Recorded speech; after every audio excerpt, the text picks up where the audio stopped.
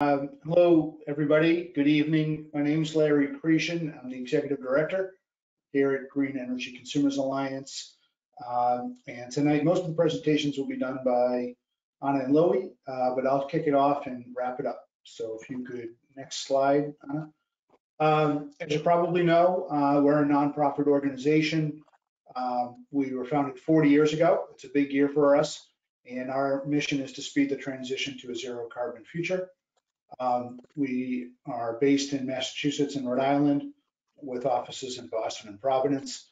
And we're a bit unusual for a nonprofit in that we have several programs that you can join and as a consumer tap into as a service. We've got solar, we've got heat pumps, we have electric vehicles.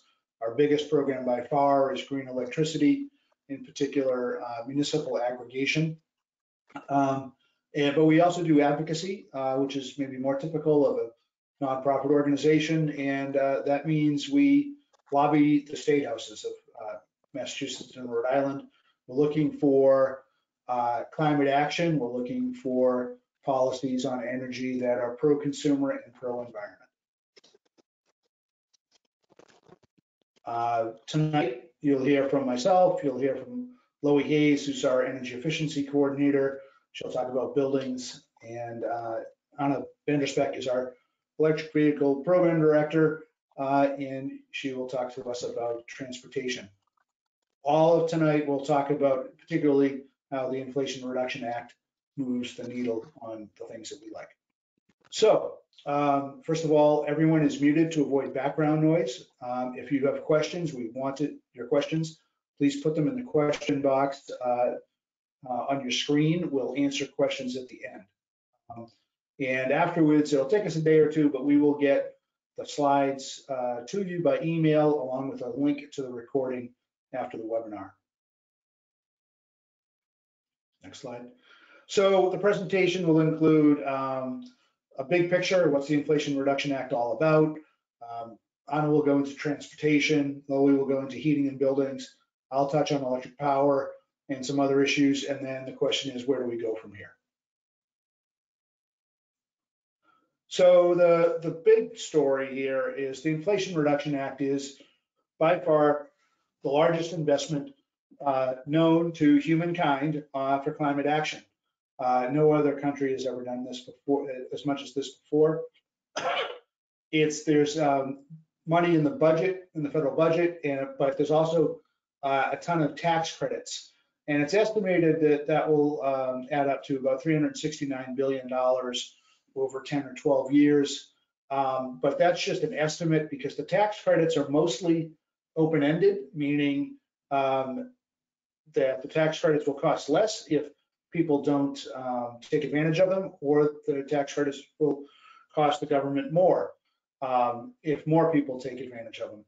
And quite frankly, all the studies have shown that the more we partake in the Inflation Reduction Act tax incentives, the better off we'll be. It'll mean a better economy, more jobs, lower electricity rates, and those tax credits will end up generating enough economic activity to pay for themselves. So that's really not a problem. The benefits of this law far outweigh the cost, but that's an estimate. The transportation commitment is $29 billion. It's estimated. Building efficiency and electrification, $36 billion. The lion's share of the commitment is in electric power, $214 billion. Next slide.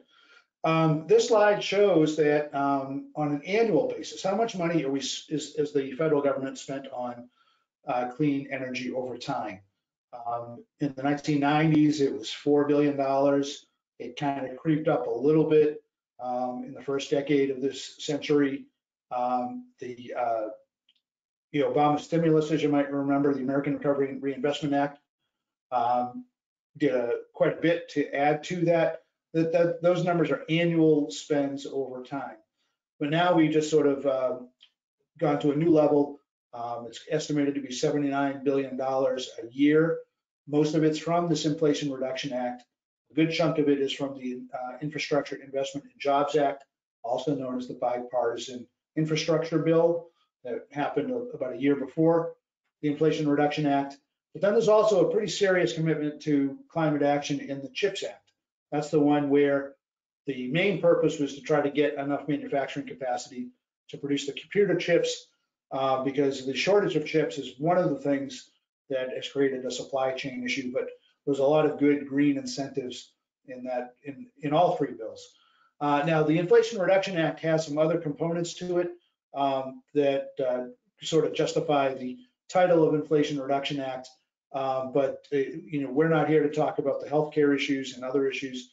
We're here to focus on the climate action. And even on energy, I think we'll show you some slides that show that this is going to help reduce inflation with respect to energy.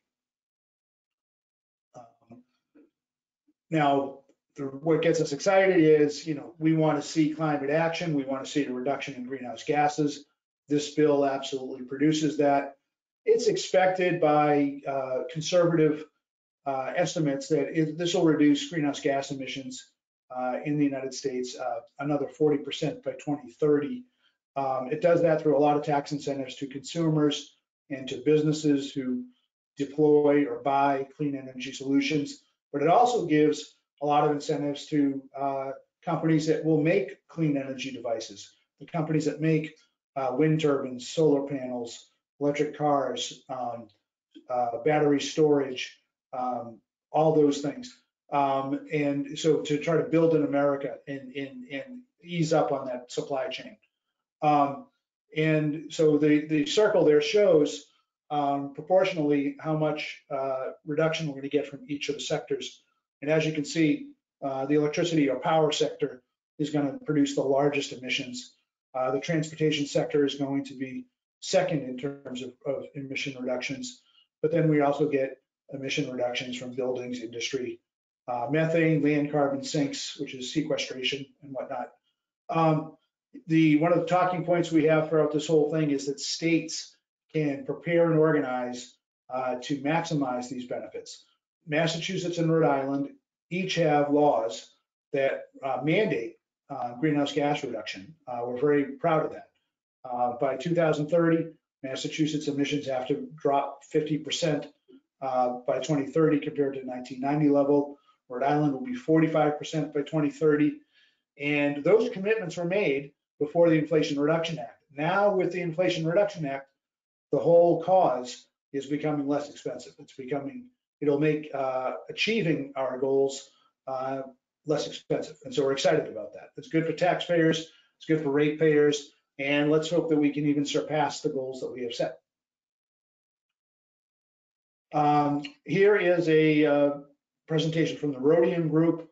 They looked at how things are going to go in terms of savings to consumers. And as you can see, there's uncertainty about fossil fuel prices, economic growth, and clean energy technology. So some of this is, so there's like three scenarios, but the point is we are all going to save money on a net basis because we will be spending less on gasoline, on diesel fuel for trucks, and less on natural gas for heating systems or heating oil for heating systems.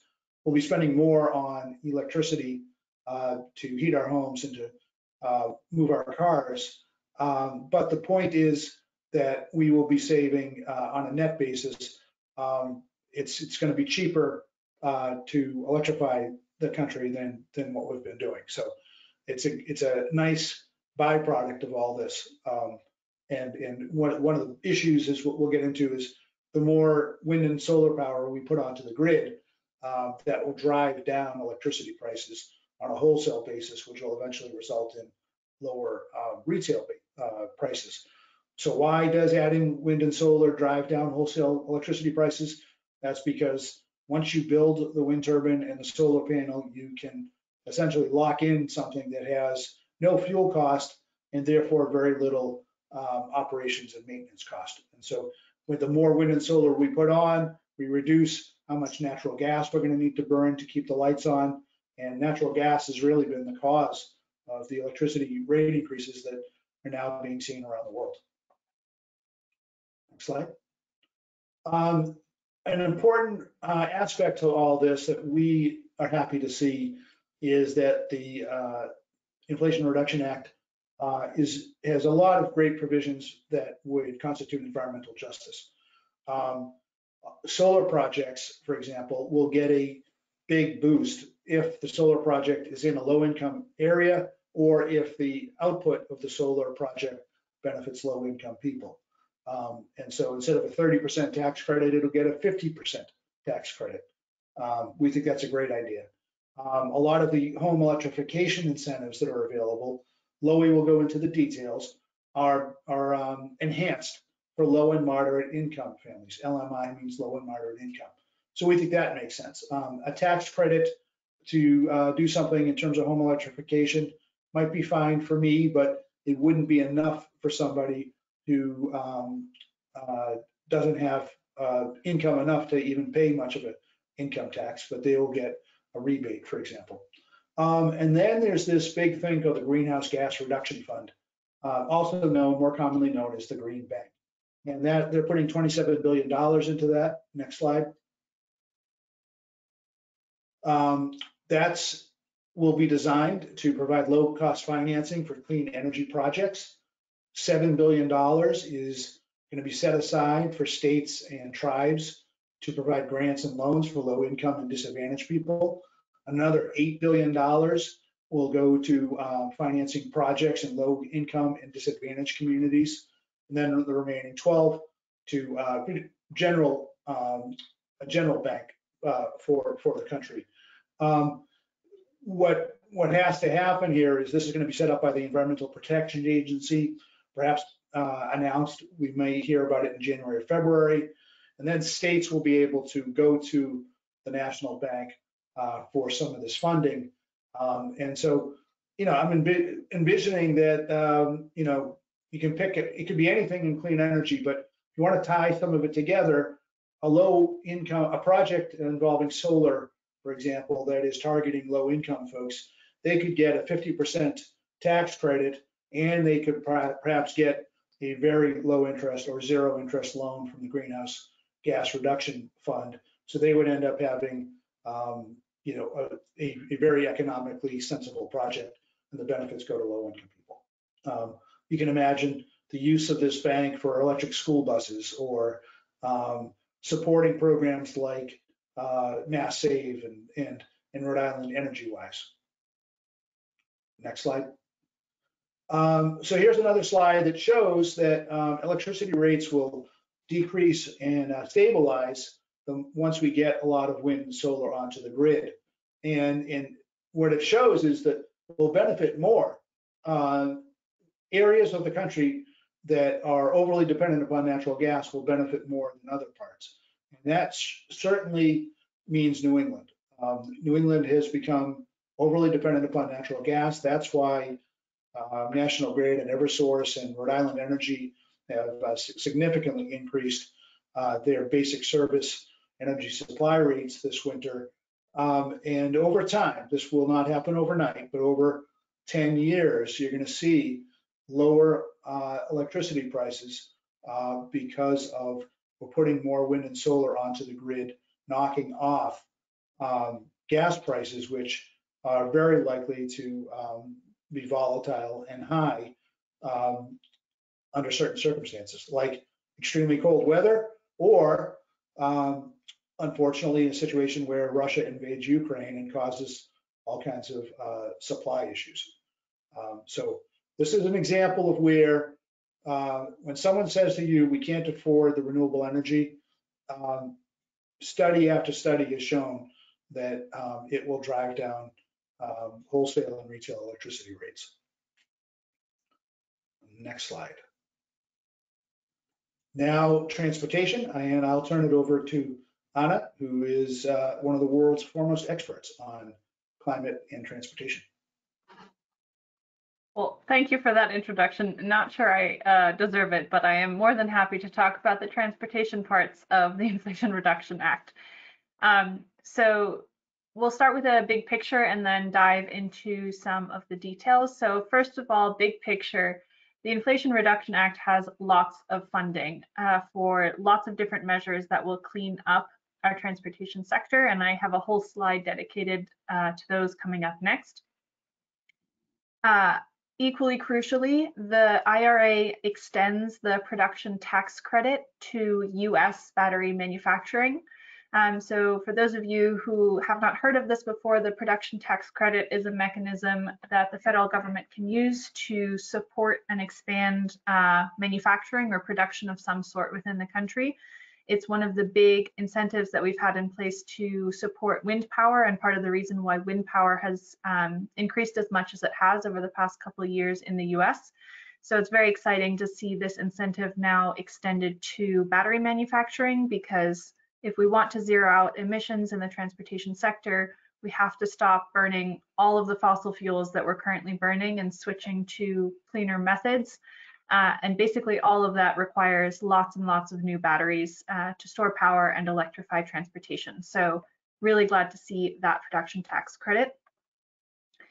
The next thing that the IRA does on the transportation front, which you might have heard the most about, is that it fundamentally changes the structure of the federal tax credit for electric cars. And that is what I have many, many slides to talk about today. There's lots of details there that we can get into, but the good news is that it extends it in terms of time and makes some pretty fundamental changes to its structure. In addition, the IRA for the first time establishes a tax credit for used electric cars, which is something we were particularly glad to see, because we know lots of people don't ever buy a new car.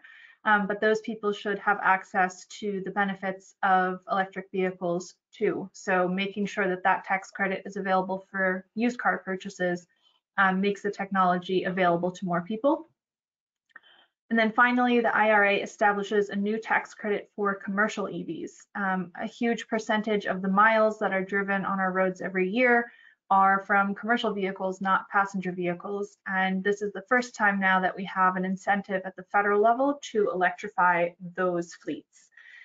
So the amount is 30% of the sales price or the incremental cost, whichever is lesser. So incremental cost between buying a new electric vehicle and a new similar gas-powered car.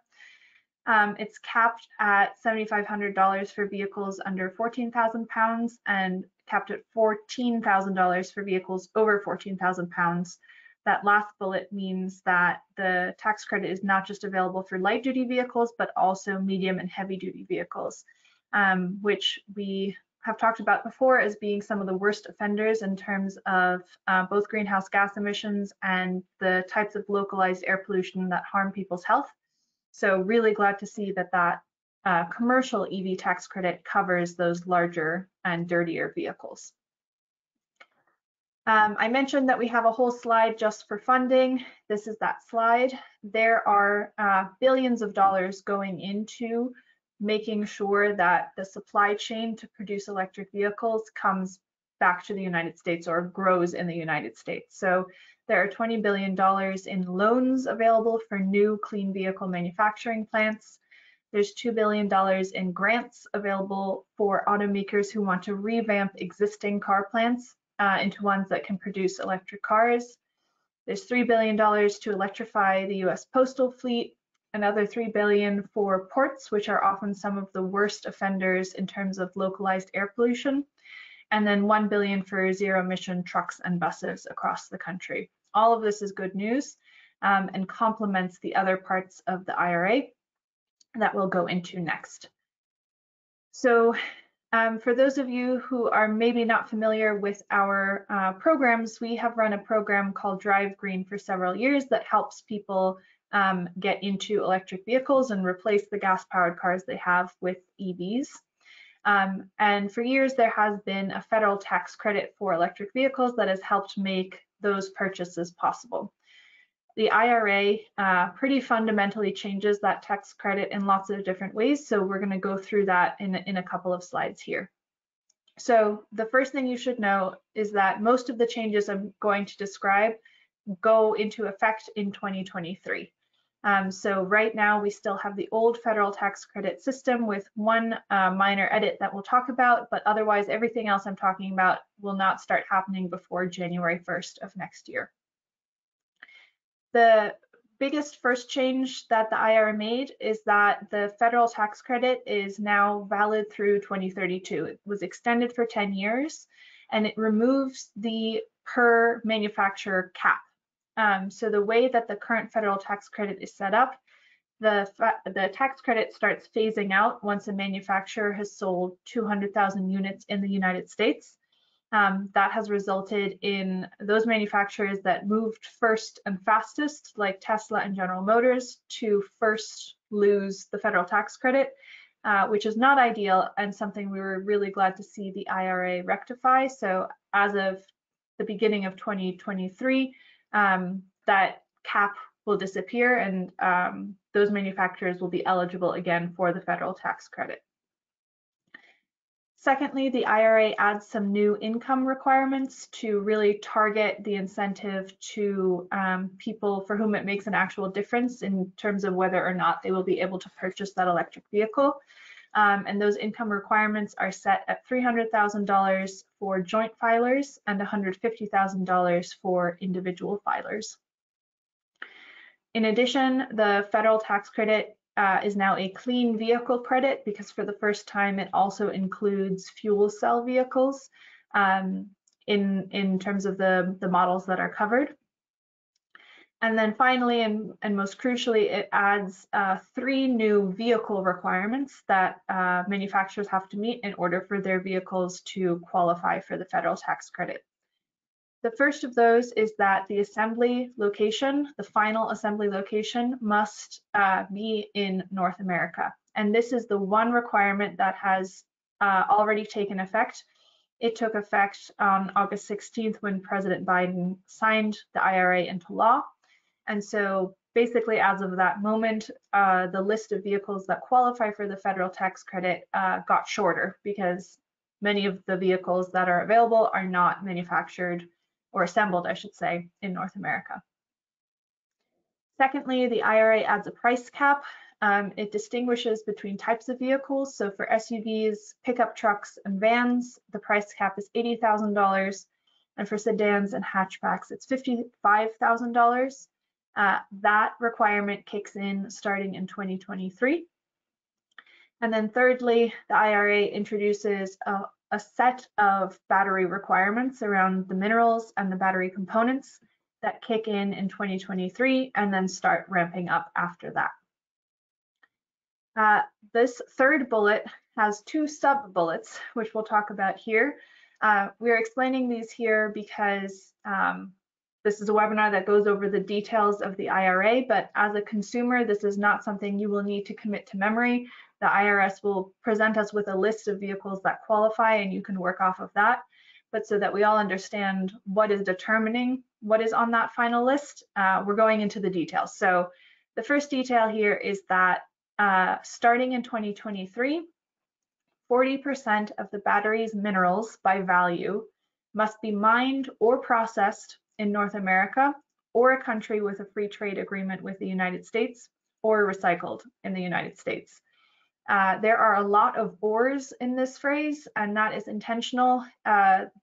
The intent behind this language is to give manufacturers some amount of flexibility so that they can actually meet these requirements while simultaneously pushing them to change their supply chains to meet these requirements over time. So this first half is 40% starting in 2023, and if a vehicle meets this requirement, it qualifies for $3,750 worth of the clean vehicle credit. The second part of this requirement has to do with the battery components. Here, starting in 2023, the requirement is that 50% of the battery's components by value have to be manufactured or assembled in North America. This again qualifies a vehicle for a further $3,750. So if a particular model only meets one of these requirements, it only qualifies for $3,750. But if it meets both, then it qualifies for the full $7,500. So up until the IRA was signed, the amount that any particular vehicle qualified for was determined by its battery size. That system is no longer relevant. Moving forward in 2023, it is these 2 battery components that determine what a vehicle qualifies for. As I mentioned, those requirements ramp up over time. On this graph, the battery components are the orange line, and you can see that they start at 50% in 2023, ramp up and reach 100% by 2029. And the critical minerals piece starts at 40% in 2023, ramps up pretty steadily until we reach 80% in 2027, and then it kind of plateaus from there. So this is the schedule that manufacturers have to organize themselves around if they want their vehicles to continue to meet the requirements for the federal tax credit.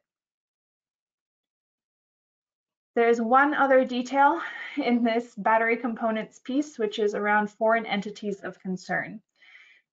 Basically, starting in 2024, if a manufacturer wants their vehicles to qualify for the federal tax credit, then the vehicle can't have any battery components from a foreign entity of concern. And then starting 1 year later in 2025, batteries cannot have any critical minerals from foreign entities of concern if that particular make and model wants to qualify for the federal tax credit. At this point, most people are saying, what are foreign entities of concern? That is a list of countries that is yet to be published, but is widely expected to include Russia and China. And this is just another way that the federal government is trying to encourage manufacturers or incentivize manufacturers to move more of the supply chain into the United States or countries with whom we have free trade agreements. Again, these are not details that you as a consumer need to keep in your mind. These are the details that will go into the work of manufacturers when they basically go to the IRS and submit paperwork to say the vehicles that we're producing meet all of the requirements of the Inflation Reduction Act. Moving from complicated news to better news. As I mentioned at the outset, for the first time, used vehicles will now qualify for this clean vehicle tax credit. The key bullet points here are: first, all of those battery requirements we just discussed do not apply for used vehicles.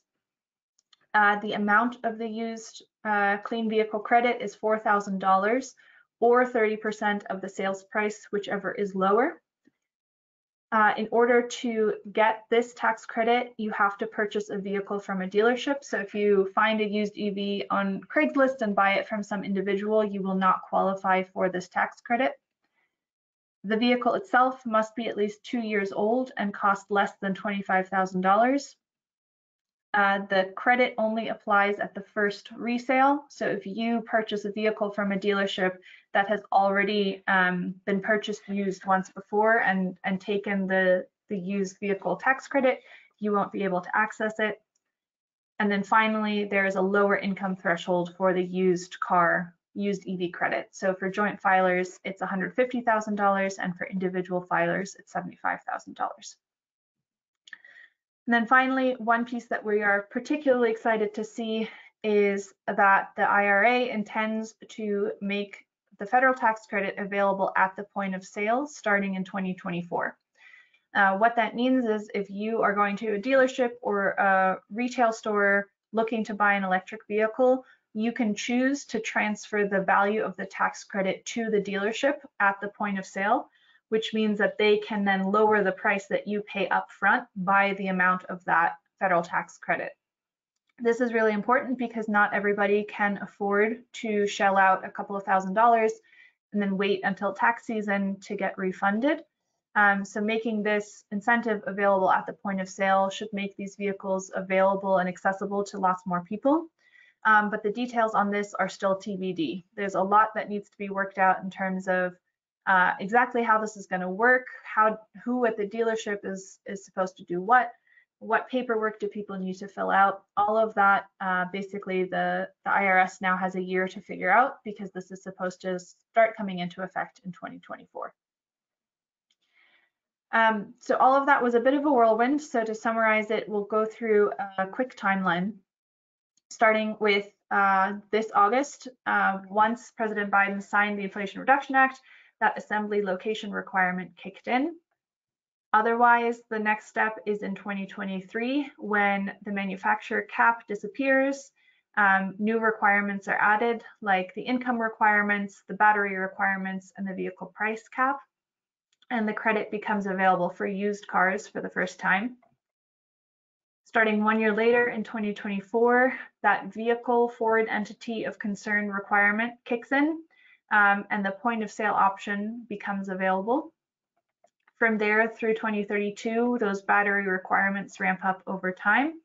And then in 2025, the battery foreign entity of concern requirements kick in. Again, this is all pretty confusing. The IRS just this week issued the guidance that the manufacturers were all waiting on that will basically give them the instructions for how to verify that their vehicles meet these requirements. So that gives us hope that sometime in January, we will have a list of vehicles where we can say they qualify for the new clean vehicle credit and here is the amount. But this is all the stuff that's in the background determining that list. All of this is well and good, but right now you might be asking, okay, what vehicles are eligible now? Some vehicles are currently already ineligible because their final assembly location is not in the United States. So an example of this might be the Hyundai Kona or the Kia EV6. Those are assembled in South Korea, so they no longer qualify for the federal tax credit. There are some vehicles that are eligible now, but will no longer be eligible starting in 2023 because they are too expensive or because they don't meet the battery requirements. We know which ones are too expensive because we can see what the MSRP is. We don't yet know which ones do or do not meet the battery requirements. And then finally, there are some vehicles that are currently ineligible that may become re-eligible starting in January when the 200,000 unit price cap is lifted. So an example here might be the Chevy Bolt. Right now, Chevy does not qualify for the federal tax credit because they have completed that phase out period. But their CEO has said that they expect that they will meet one of the two battery requirements so that the Chevy Bolt should, fingers crossed, qualify for the $3,750 federal tax credit starting in January. All of this is summarized in a blog post and on our website. So if you want to look up a particular vehicle that you're interested in, we have lists of vehicles that fall into each of these categories to help you along on your car buying journey. A couple of unknowns that we want to flag. Again, we don't know which existing or upcoming models will meet the battery requirements. So we don't really know what models will be eligible as of January 1st. We don't know what the federal government is going to do if batteries for the same make and model are manufactured in multiple locations. We don't know if they'll just make a decision by model or whether you'll have to look up that particular vehicle's history to figure out if it qualifies. And then we don't know how the point of sale credit will work. And that we have a year to figure it out. So that's something we'll be keeping an eye on, not something that will resolve itself in the short term. And then finally, before I hand it over to Loie to talk about buildings, I wanted to mention that there is support for EV charging in the Federal Inflation Reduction Act. So first, the IRA extends for 10 years a 30% tax credit for installing EV charging, but it also adds some new requirements about that tax credit. So the tax credit is 30% both for individuals and commercial installations with different price limits. But the new requirements are that to qualify for this tax credit, the charging station has to be installed in either a rural or an urban census tract that is lower income, defined as either a poverty rate of at least 20% or a median family income of less than 80% of the state median family income. For commercial projects, there are also requirements about apprenticeships and prevailing wage requirements. And all of this, we are waiting for more guidance from the IRS so that we can publish a map and say, if you live in this census tract, you qualify, and if you live in this one, you don't. But all of that should be coming soon. And finally, the federal tax credit for charging for the first time includes bidirectional chargers. So these are ones like the one in this photo that can take power from a battery, in this case a school bus, but it could also be a passenger electric vehicle, and discharge it back onto the grid to help smooth out peaks in demand. So that is something that is really exciting and we're very glad to see covered by this tax credit. But with that, I will hand the mic over to Loie to talk about building efficiency and electrification.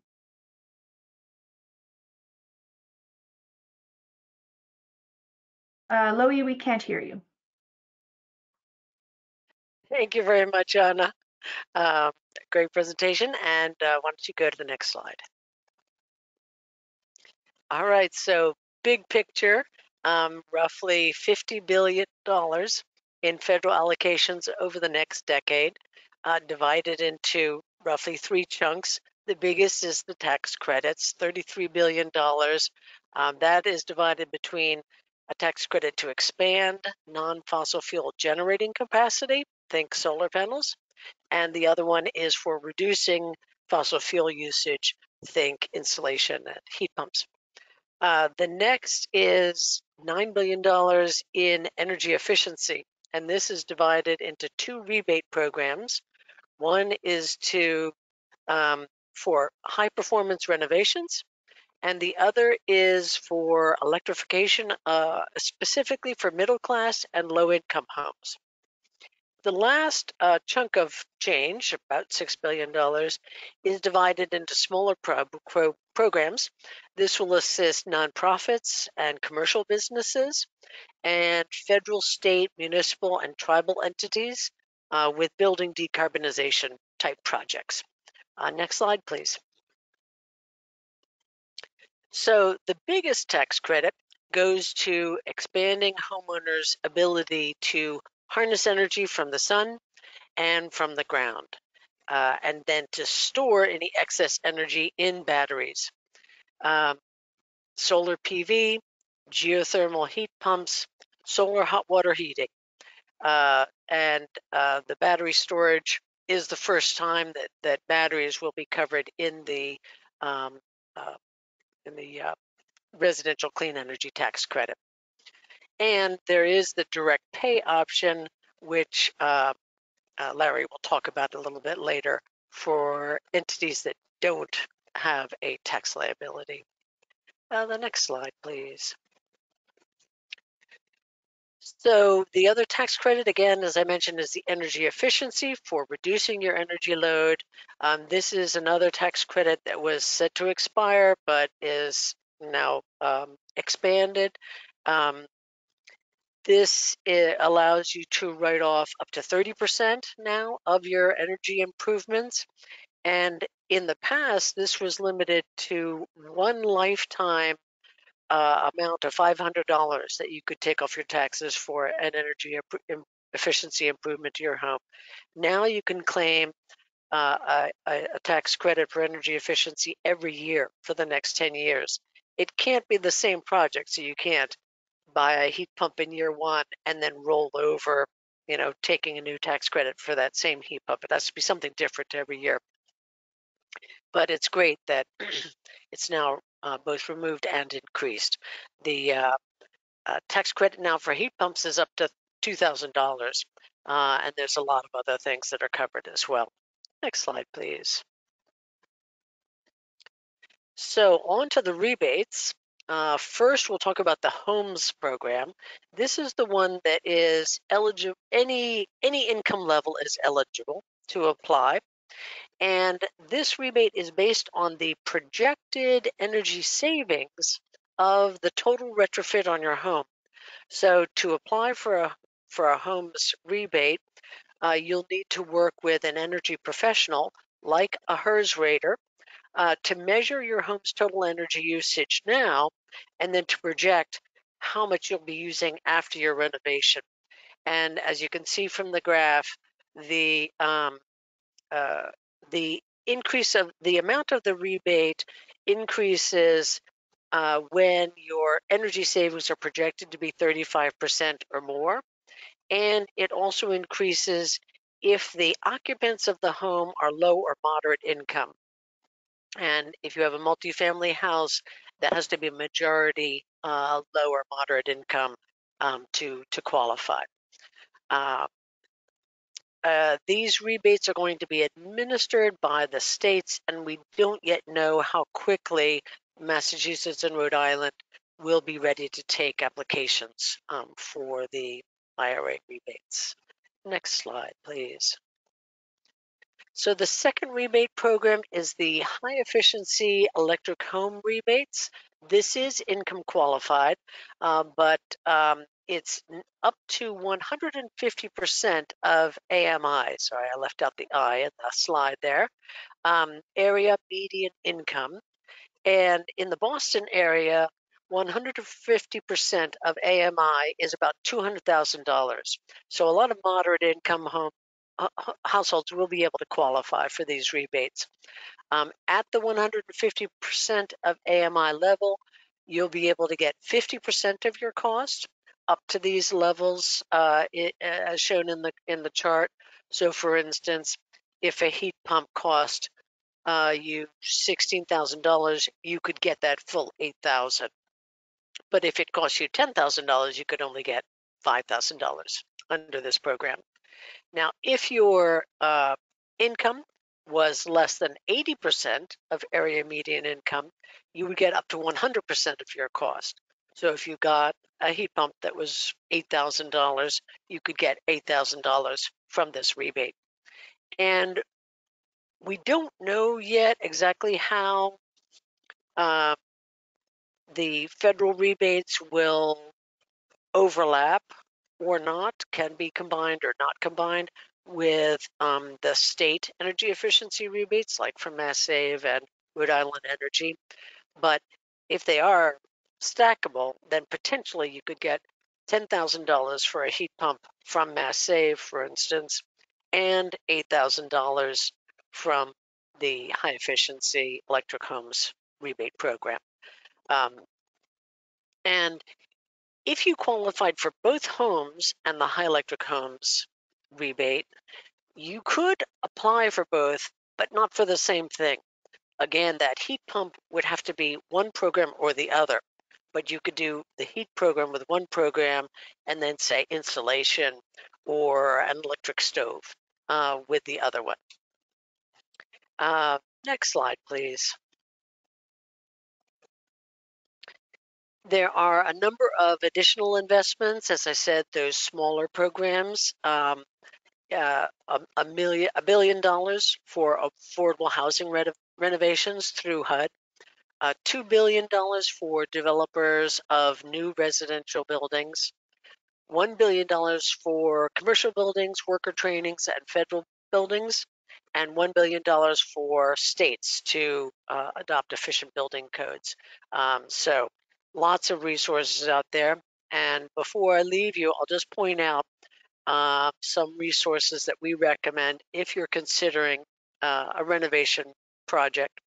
The first step is to get an overview of which parts of the IRA might pertain to your household. And this first link goes to the Rewiring America site. And there's a calculator there that lets you specify your zip code, household income, and size.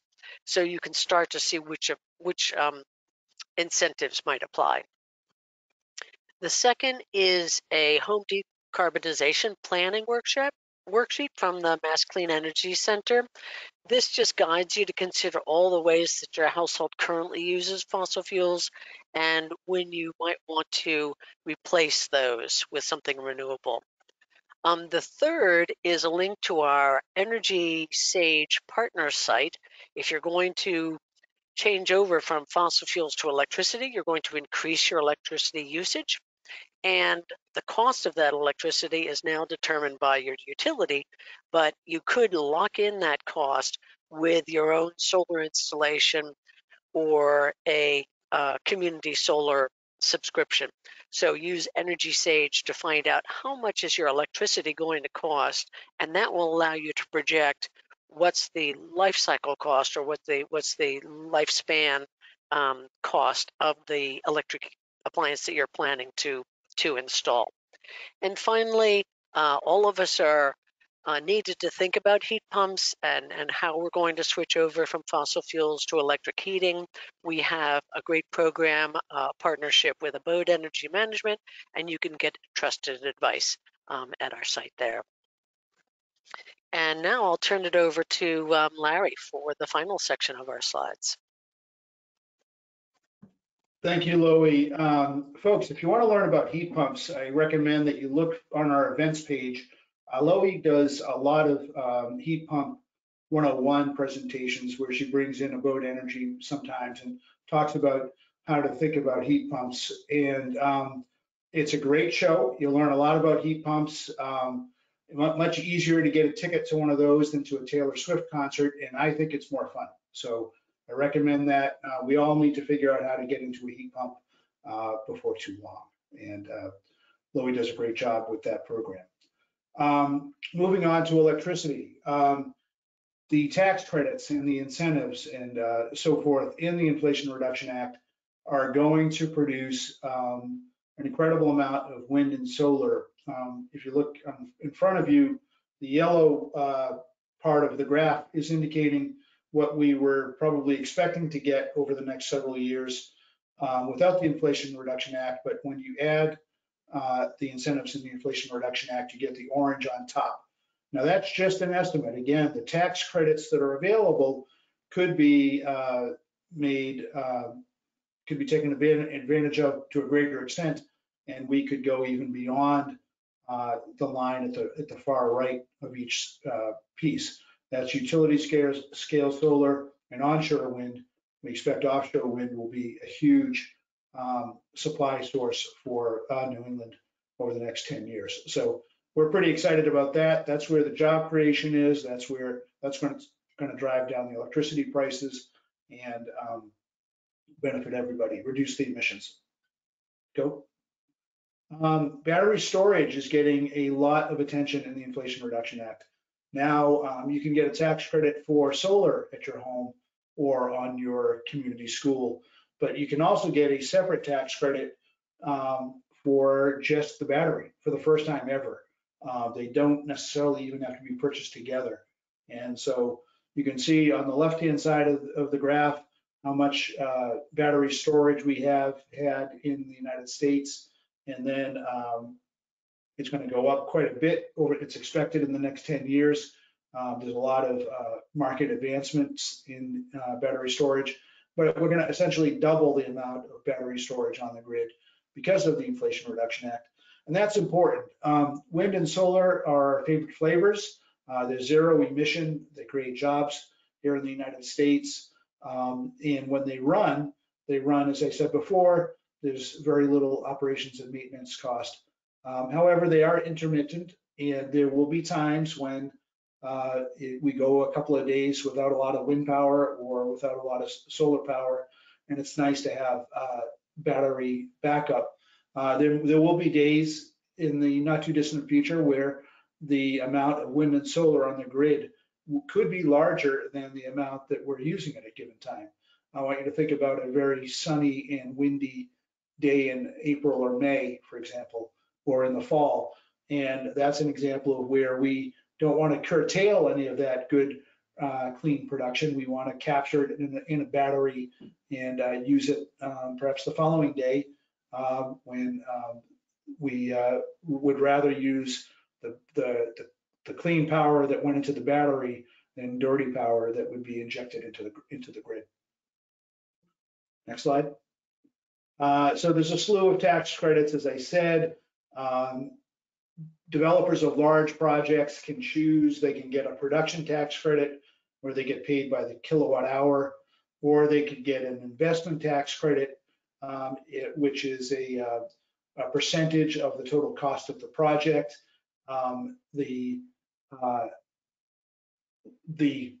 For low-income projects that involve solar and wind, there is a bonus of up to 20% if they benefit low-income people. One of the best things about the tax credits is they are all extended to at least 2032. There'll be 30% until 2032, 26%, 2033, or 24% in 2034. And that's great news. So now anybody who's thinking of a project has time to plan it and do it well. Or if you're a company or a community that is trying to, let's suppose you're a solar installer. Now you know that you've got these tax credits going, you can start hiring more people, or you can start investing in the company with more equipment. Or if you're a community and you're trying to plan projects that you want to do in your community, it would be great if you could do them all in one day in 2023, but you've got time to take advantage of the credits. Now, here's the next point, and there was a question that somebody had asked to explain how cities and towns can take advantage of the tax credits. For the first time ever, there's a provision that we just think is fantastic. It's called direct pay, and it's available to tax exempt entities. Those are nonprofits like our organization, Green Energy Consumers Alliance, or a city or town, or another public agency. What that says is the project is eligible for the equivalent of a tax credit. It could be 30% or it could be 50% if it's supporting low-income people. But since we aren't paying taxes, we don't pay income taxes on our federal tax return, we would get a check from the federal government. We're still waiting to see the details. The check would come probably from the Department of Treasury or the Internal Revenue Service or from the Department of Energy. Those details will come out very soon. Now, the beauty of that is that enables really community-based ownership of projects. And so that means that the financial benefits will stay in the community, and we think that's important. Right now, before the Inflation Reduction Act allowed for direct pay, if your community wanted to put solar on a school, for example, you couldn't take advantage of the tax credit. So what's very commonly done with solar on schools is our organization built a 107 kilowatt array, and it gets very complicated. Before the Inflation Reduction Act, a nonprofit entity would have to partner up with a company that had an investment, had an income tax liability or an income tax appetite. They would take the tax credit and share some of the benefits with the nonprofit or the city or town. And that generally means that the nonprofit or city or town didn't get a great amount of that benefit. So we think that this is going to open up a whole new market, but probably the market that should have been given support in the first place. And so now we're really encouraging anyone listening here is to consider this. If you know of a nonprofit that might have property or city or town, and again, another great point of this is that the nonprofit municipality doesn't even have to own the project on its own property. So our organization is going to be talking to other nonprofits in Massachusetts and Rhode Island about maybe doing joint projects together. And we'll be talking to municipalities too.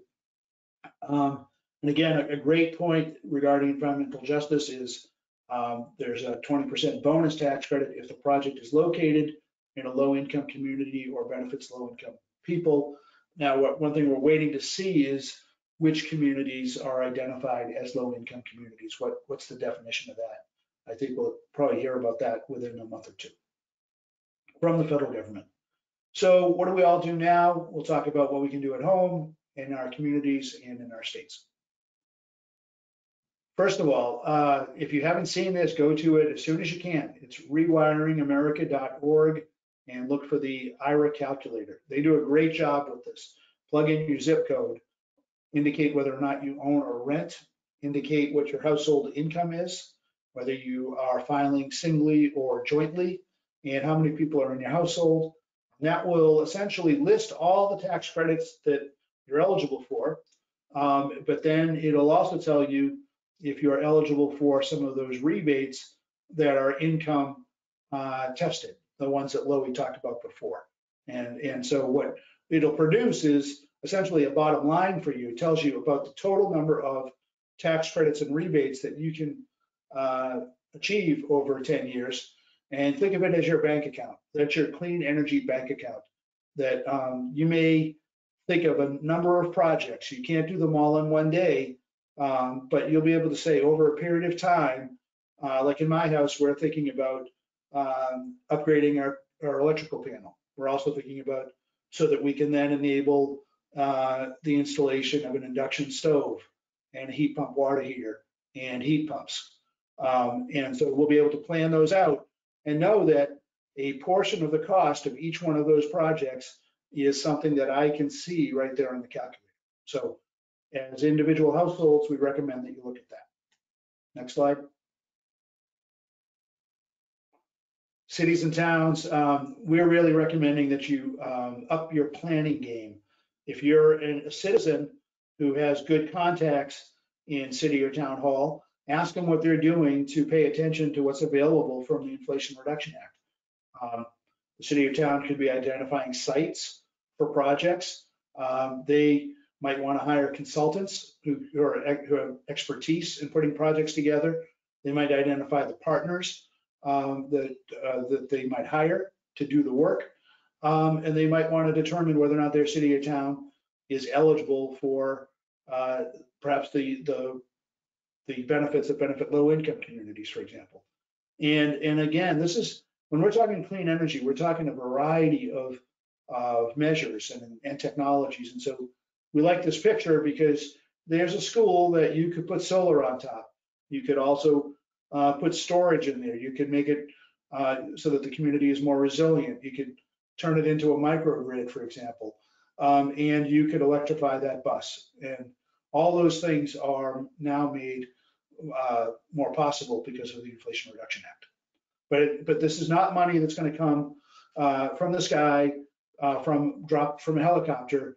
If you're a city or town, just like a homeowner or a renter, you're going to have to reach up and you're going to have to figure out what you want done, and you're going to have to make an application, and you're going to have to make it work. Next slide. So now at the state level, even more so, we are really encouraging state government to staff up, to stay current with the forthcoming federal rules. There's going to be a blizzard of details coming out of the Inflation Reduction Act. It's very, very complicated. The feds are going to come out with a lot of information.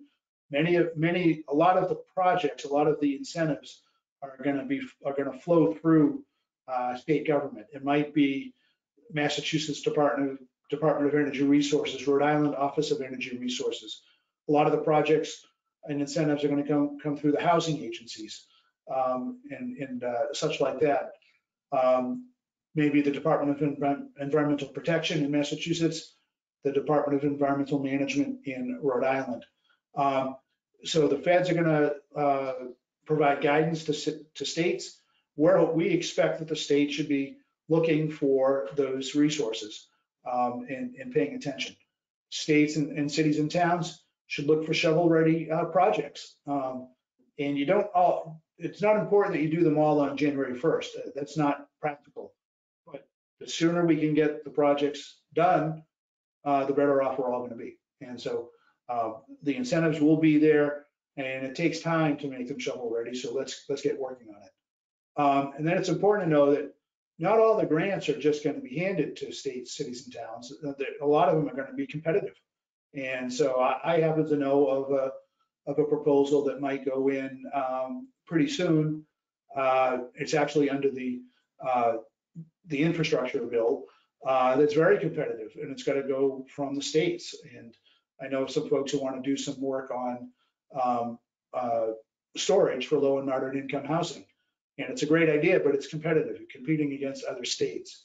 So we want the states to hire the people needed to write the grants and work with partners and put projects together so that, quite frankly, we want to get Massachusetts and Rhode Island, not just its fair share, but we want to get more than that. And that's how we save the planet. We want to make all the states compete for this kind of funding. And what we think is if you spend the money now and in the next year, you'll get a high rate of return on investment with the Inflation Reduction Act. So we think that's all very important that people get their act together. And then finally on this slide, we're saying that it's going to take a lot of new workers to get the job done, people to install the solar panels and build the EV charging stations and to install the heat pumps. And there's all kinds of incentives in this bill to increase the tax credits if the work is done that pay well, what we call a prevailing wage, which usually means union workers or with apprenticeships through unions. And it's a great opportunity now to diversify the workforce. And there's some great jobs. Massachusetts did a study that said that the kind of work in the clean energy economy is going to pay significantly higher than the average job in Massachusetts. It's a great time to be an electrician in other aspects of the building trades. So this is a good problem to have, but the states need to develop the programs to train the workers so that the private industry can hire people and get the job done. Right now, Lowy's doing all these webinars with all kinds of interest people are expressing on heat pumps, but the number of installers in Massachusetts and Rhode Island isn't sufficient to install what we need over the next 10 years. So workforce development is a big, big part of the equation. Next slide. This is our 40th anniversary as an organization, and it's very important, I think, more than ever right now. We're trying to speed the transition, and if you'd be so kind, we are pushing for our year-end fundraising campaign, and if you can go to our website, greenenergyconsumers.org/donate, we would greatly appreciate it. We have a lot of great employees. You just saw Anna and Lowy, and we've got a bunch more back at both offices, and your support would help us get the job done. And I think that's it. We could start taking more questions. If after tonight you want to email us, it's our first name at greenenergyconsumers.org. I can take electric power questions, Anna on transportation, Lowy on buildings and heating. And after this webinar closes, we will email you out the slides and a link to the recording. That might take us a couple days, but we'll get that out to you. And we'll probably have another webinar on the Inflation Reduction Act when those details become available. But right now we can take a few questions.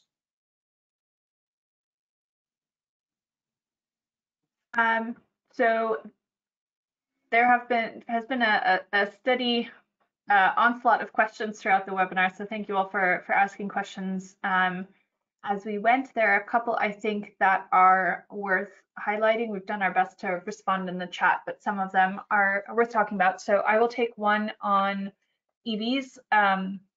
So one big negative of the current system for the federal tax credit is that if you purchase a vehicle that qualifies for a federal tax credit that is larger than your personal tax liability, there's no current structure for you to capture that full value. So if you were to buy a vehicle that qualifies for $7,500, but your federal tax liability is only $4,000, there was not a system by which you could carry that difference over from one tax year to the next. And the IRS was not in the habit of writing a check for the difference. So that has really made the current federal tax credit more accessible to people with larger incomes, which is not in the spirit that we'd like to be going, or not the way that we want to incentivize this transition. So there's a question in the chat about what about personal tax liability? How is that going to impact all of this? And that is exactly the reason why we are so excited about the point of sale piece of the federal tax credit, the clean vehicle credit, because at that point, our understanding of how that would work is if you can opt to transfer the tax credit to the dealership or the retail location where you're purchasing your vehicle, that will allow you to capture the full value of that federal tax credit regardless of your personal tax liability. So that is one big reason why we're really excited about that point of sale piece. Again, we're waiting, we will be waiting for a while to see the details of how that will work out. But that is one of the big pluses in the IRA when it comes to the clean vehicle credit. So thank you for asking the question, which reminded me to explain this out loud.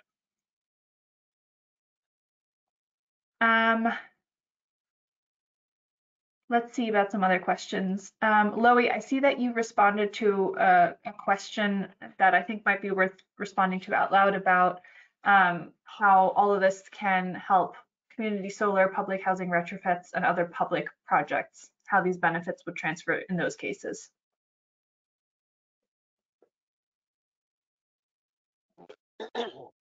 Yes, well, Larry talked some about community solar. Um, in terms of public housing retrofits, if it's a HUD funded building, then yes, definitely it can go through whatever the application process is for that HUD. There's $1 billion.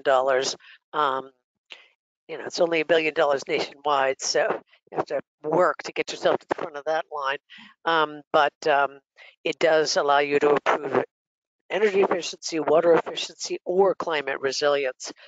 So it's designed to be pretty broad. I would add, Louie and Anna, that the Green Bank presents another opportunity. So there's these tax credits and rebates that are available to projects that might involve affordable housing. But the Green Bank is another way. Inevitably any project that's done of that nature is going to have somebody finance it with a certain amount of their own money. It could be an investor or it could be grant money. That's what we would call equity. But then they're probably going to go to a bank and get a loan.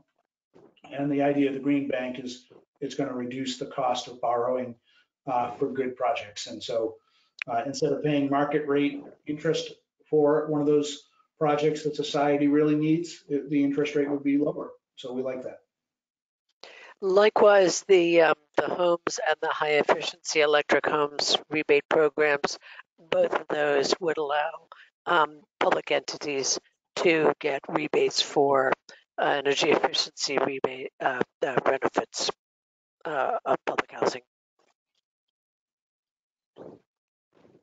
Larry, there's one question that I saw you answer in the chat that I want to tease apart a little bit more. There was a question about clean energy projects for towns and municipalities and whether the project has to be completely designed and commissioned before it can take advantage of IRA funding.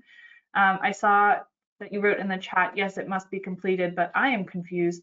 Doesn't it matter if we're talking about the tax credit direct pay versus some of the other funding options?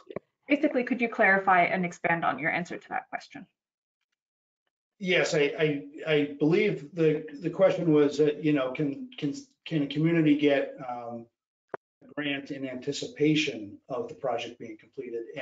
And I don't think that's the case. I think that in order to receive the tax credit or the equivalent in the form of direct payment, you've got to be able to show that the project was completed, and which I think is a fairly straightforward and reasonable concept. So the idea is a city or town, could undertake.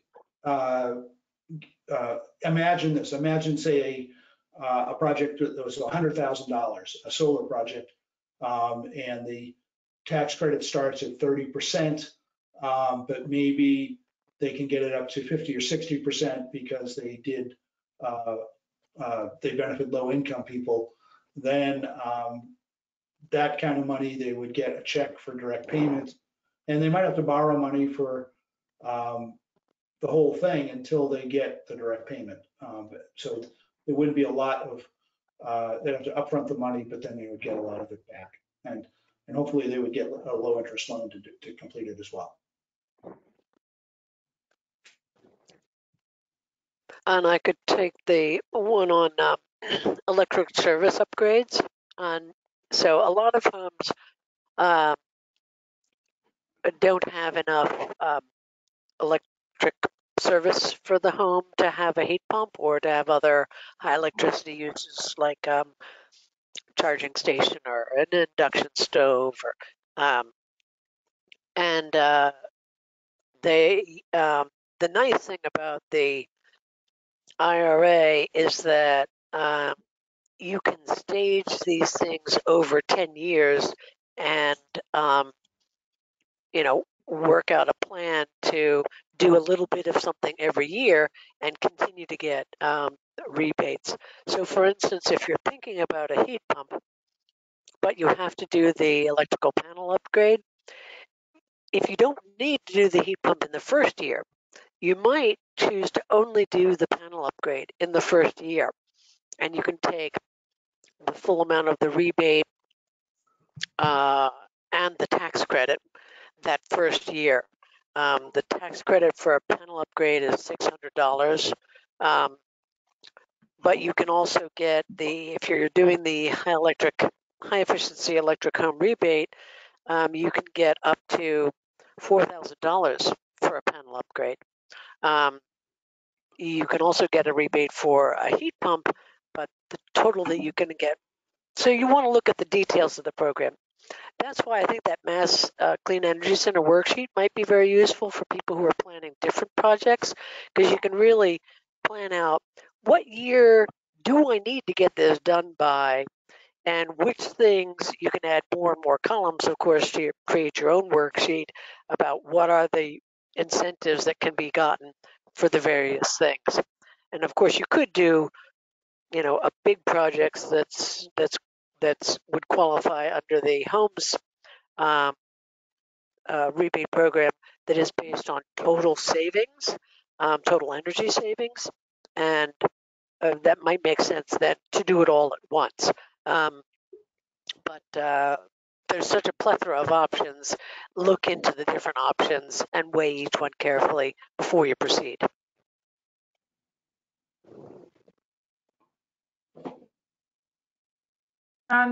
There are a couple of questions coming in, Larry, that I think are good ones for you. Can you see them, or would you like me to? No, I have that. Somebody's asking, is the federal government going to have a green bank, or will the state green banks established with federal dollars, or both? It's really both. The legislation says that the EPA has to establish a national green bank by something like February of 2023. And I hope that happens that quickly. But then states will be able to go to the green bank, national green bank, if they have their own green bank. So we're hearing that Massachusetts is getting ready to officially create one that constitutes a green bank. It's probably going to be a new division of the Massachusetts Clean Energy Center. And in Rhode Island, we suspect it would be the Rhode Island Infrastructure Bank that has already been in existence for some time. So I don't think, for example, a citizen of Massachusetts or Rhode Island, or even a big project developer, would go directly to the National Green Bank. Probably would go to the State Green Bank for some support. And we don't even know yet whether or not the state green banks will be something that individuals go to, or if it's meant to be sort of a wholesale bank, if you will, where maybe they'll have a program where they loan out money to affordable housing projects, or to cities and towns. Or, we don't know exactly what each state's going to do with their dollars. So we're going to watch that very carefully. But we think it's beneficial. It's going to mean more low-cost capital to each state. Another question was, somebody asked, will drilling for geothermal projects be eligible for the incentives of the Inflation Reduction Act? And yes, that's our understanding. It's going to be the first major incentive that a taxpayer can take if they want to explore geothermal. There hasn't been a lot of it in Massachusetts and Rhode Island, but I suspect that you'll see more of that. And you'll also see it quite a bit more in commercial development or large public projects. You may have seen in the news, Boston University just completed a large geothermal project. But as far as I understand it, everything it takes to make a geothermal project happen would be eligible for the tax credit. Another question was, somebody said it would be a big problem that most communities won't forward fund a large project like a community solar installation without a partner that can promise the 30% rebate. Well, that's still available to them. They could go out and find a partner who would do that. And that's something that they should explore. I think the idea is that that is one reason why the Green Bank is set up, is to try to support projects that are nonprofit or community owned. But you know, I guess we're going to say, I think what you're going to see over time is that somebody installing a solar project on a community, it's going to end up when you pick the right site, you know, that the economics of it are going to be much better than ever before, and communities ought to look to try to maximize the potential. I guess I would encourage a city or town not to be dissuaded by the fact that they've got to put some money up front, because the return is going to be big. And let's see. Someone says, is replacing the roof for solar installation eligible for the 30% tax credit? Loie, I'm not sure about that one. Do you know that answer? I don't know what eligible costs are. I tend to think of it as the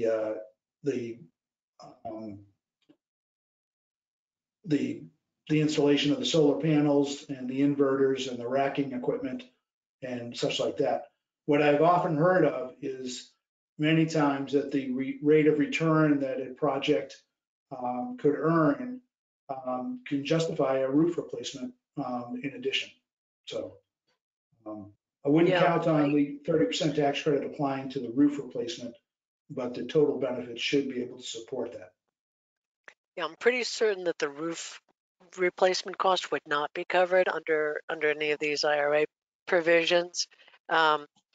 I did learn just last week about one lender that is funding roof replacements connected with solar, and it may be because, as you pointed out, Larry, the rate of return is so good now on solar installations that the bank knows that you'll have the money to pay for the roof. Anna, here's a question for you. Can you confirm that there's no tax credit for the purchase of an EV for a single household with income greater than $150,000? Yes, I can confirm that that is true starting on January 1st of 2023. Until then, there is no income requirement. As well, there will be, at the state level, there's not an income requirement, but there is a requirement on the purchase, on the sale price of the car, correct? Yes, in Massachusetts, and it is conveniently also $55,000 for battery electric vehicles, which is the same limit for sedans and hatchbacks in the federal tax credit. Another question, are there provisions for small rural farms and new primary resident builds, meaning I think new construction? I think on the new construction for primary residents, I don't think there are any special provisions, but with new construction, you have a great opportunity to build an all-electric home, high efficiency, even passive house design, so that the energy load on the building is as low as possible, and then you can fully electrify. There are incentives in there for new construction that are pretty strong. In terms of small rural farms, I don't know that there's anything special for them, but otherwise there's such a larger number of incentives in the Inflation Reduction Act. Here's a question, Anna, about EVs. An obstacle for building public EV chargers, like on the turnpike, is related to the peak usage rates charged by utilities. Is there any progress in reforming such electric use regulations to stimulate more installation of EV charging? This is a question that is not related to the IRA, so I'll respond to it briefly. This is an ongoing obstacle in both Massachusetts and Rhode Island. For those of you who are not familiar with this concept, there's a thing called a demand charge, which you don't have to pay if you are just a resident paying your electricity bill. But if you are someone building out a DC fast charging station, one of the really high powered stations, it's something you definitely have to think about. It is an additional fee on your electric bill based on the moment of highest power draw, which if you are operating a DC fast charging station, that moment of highest power draw might be very, very high, and that might have a really disproportionate effect on the costs of supplying electricity at that station. So these high demand charges are a barrier to building out more DC fast charging in Massachusetts and Rhode Island. Some of you have heard us talk about dockets that we engaged in at the Department of Public Utilities in the last year. And this was a specific question that the electric utilities and the Department of Public Utilities grappled with. And our comments were, we have to think about this. One idea that we really want to make sure is considered consciously is the idea of co-locating storage and solar with DC fast charging stations, so that when you have to draw a lot of power, you can draw from a battery and the grid, which mitigates the impact on the grid and would bring those demand charges down. The electric utilities and the DPU have lots of other ideas. In Rhode Island, the main approach has been to offer a demand charge holiday for a couple of years, basically waive that fee until usage is so high at the DC fast charging station that you can spread that higher cost out over more kilowatt hours. So long story short, lots of ideas. This problem is not solved yet. We will keep working on it. Let's see, Anna, another,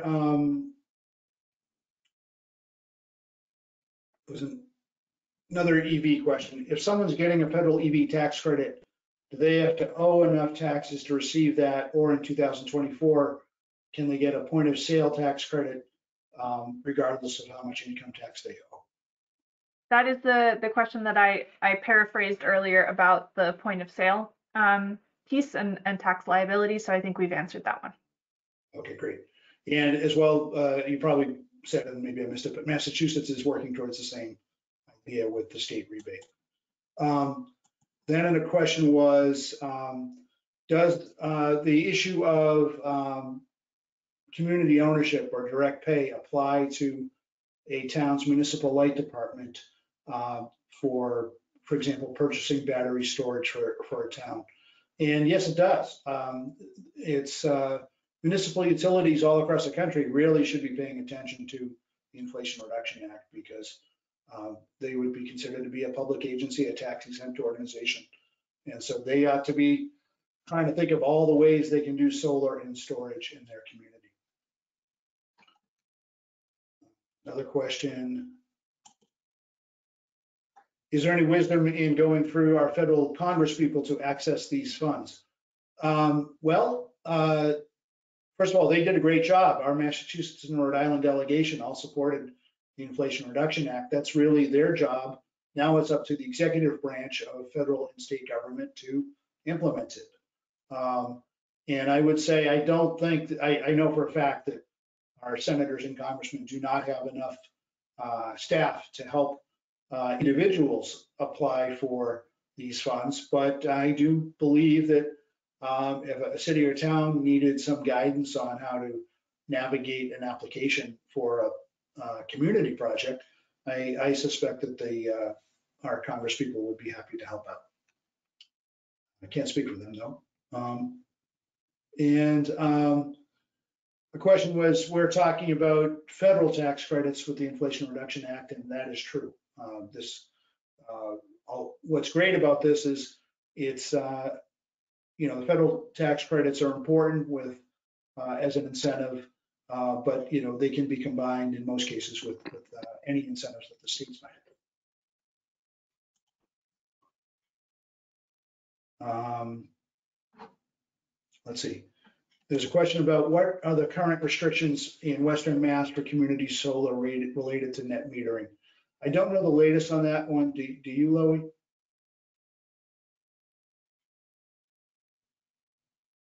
No, sorry. Yeah. No, I would recommend either contacting Eversource and or your local legislator to find out more about that. Then one more question. Solar lease companies are claiming that the cost of a system to be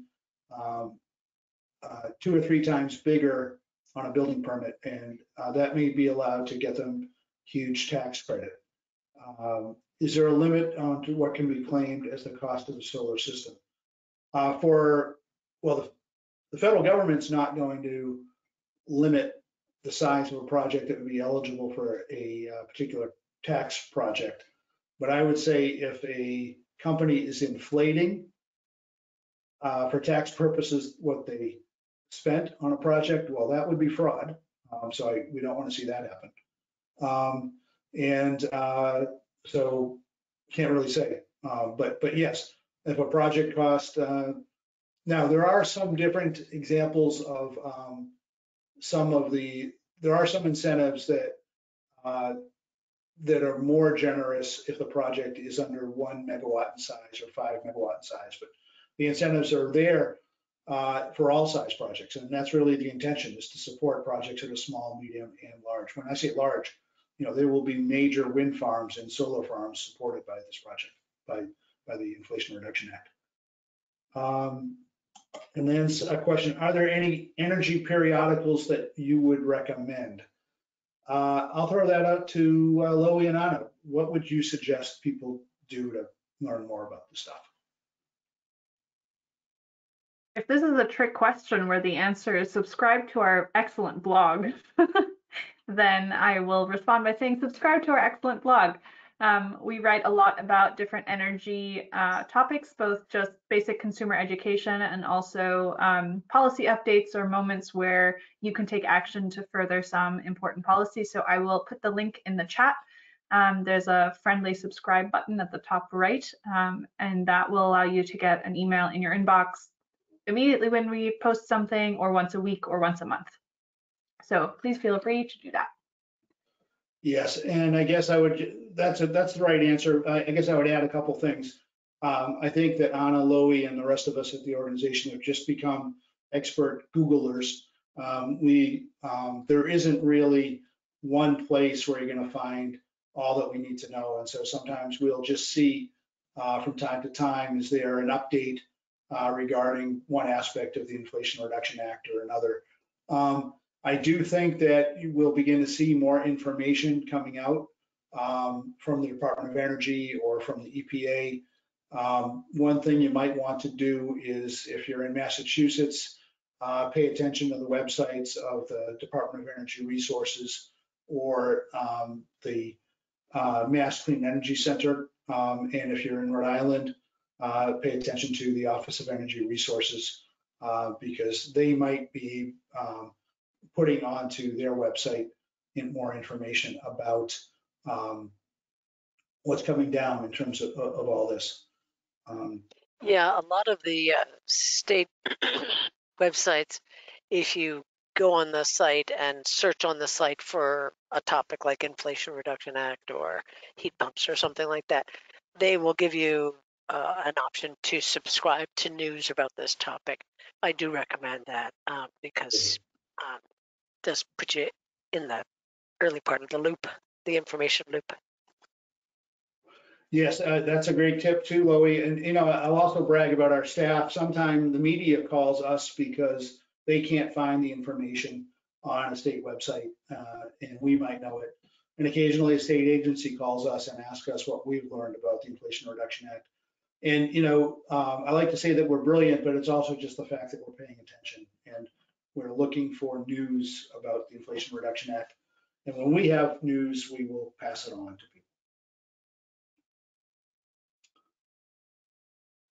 people. Have you all exhausted your questions? Looks like it. Yeah.